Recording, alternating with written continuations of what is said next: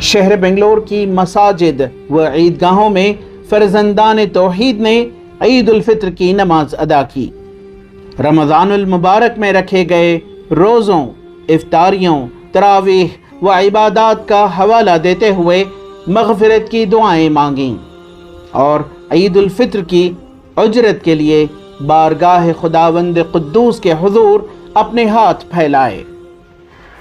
شہر کی مسجد طٰہٰ کی انتظامیہ کی جانب سے اس مرتبہ بھی جے پرکاش نارائن پارک میں نماز عید الفطر کا اہتمام کیا گیا تھا، جہاں پر ایک بڑی تعداد میں مسلمانوں نے عید الفطر کی نماز ادا کی۔ اس موقع پر بات کرتے ہوئے مسجد طٰہٰ انتظامیہ کے ذمہ دار محمد فخر الدین نے کہا کہ ملک و ریاست میں چند شرپسند عناصر کی جانب سے مسلمانوں و ہندوؤں کے درمیان پھوٹ ڈالنے و شر پھیلانے کی پرزور کوششیں کی جا رہی ہیں، لیکن بھارت کی گنگا جمنی تہذیب اس قدر مضبوط ہے کہ شرپسند اپنے مقصد میں ناکام ہو کر رہیں گے۔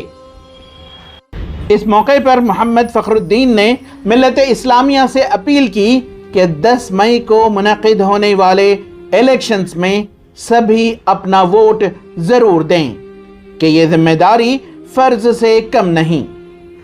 اگلے مہینے 10 تاریخ کو یعنی مئی 10 کو انتخابات ہیں، الیکشنز ہیں۔ میں تمام ووٹر سے، چاہے وہ مسلمان ہو یا غیر مسلم ہو، سب سے میں یہ اپیل کرتا ہوں کہ اپنا ووٹ ضائع مت کریں، دل کھول کر سب لوگ اپنا حق جا کر کے پولنگ بوتھ میں اپنا حق ادا کریں، ووٹنگ کریں، کیونکہ ووٹنگ بہت کم ہوتی ہے، کہیں کہیں تو 40%، 45%، 50%، 55% کے اوپر تو شاید کہیں ہوتی ہوگی۔ تو سب لوگ اپنا ووٹ جو ہے اپنا ووٹ جو ہے ضرور سے ضرور اپنا ووٹ دیں۔ آج کا ماحول ایسا ہے کہ آدمیوں کو بہت طریقے سے چلنا پڑ رہا ہے، بہت ہی پروفیشنل وے سے، کیونکہ سارا سسٹم الگ چل رہا ہے۔